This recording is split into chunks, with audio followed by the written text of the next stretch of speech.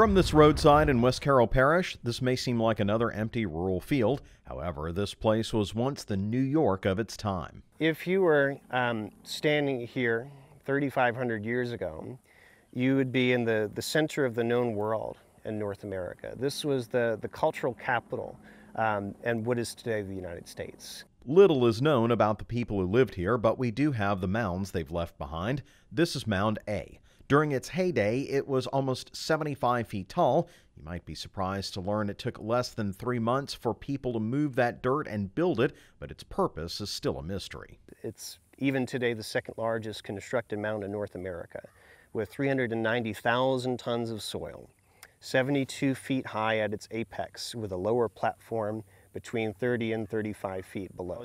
We don't find midden or trash deposits like you would expect for a domestic or a housing space. So important people weren't living here.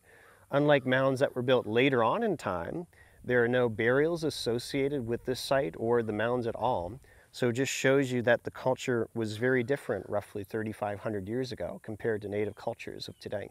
While it may not look as impressive, these ridges were where the indigenous people lived. The scale of it is hard to see, but these semicircles span more than 40 acres. From the air, you can see just how big the place is. In fact, almost as much earth was moved to make these ridges as the big mounds. We estimate about 175,000 cubic yards of earth being brought into the plaza in order to create a taller, flatter level space.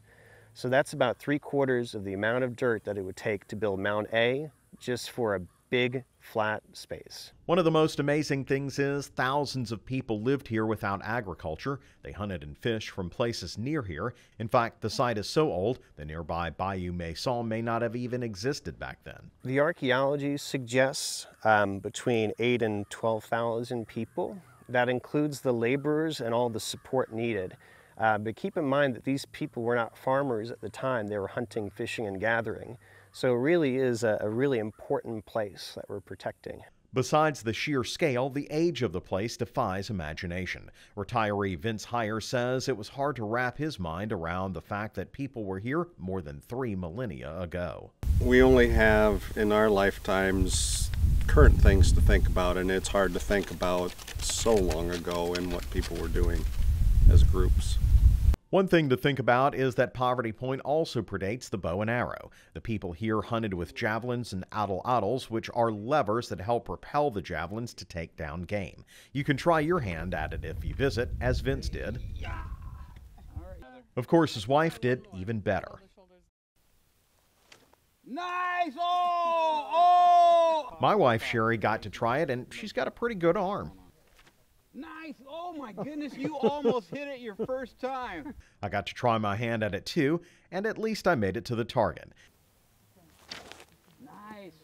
Oh, you got it. It bounced. There you go. Ricochet. That counts. It's a lot of fun, but it's also awe-inspiring to think how so many people lived here before us. With hundreds or thousands of people living on 6 elevated ridges that surrounded a plaza for big events and parties and dances, and covered with timber circles, right, in at least a few different places inside that plaza.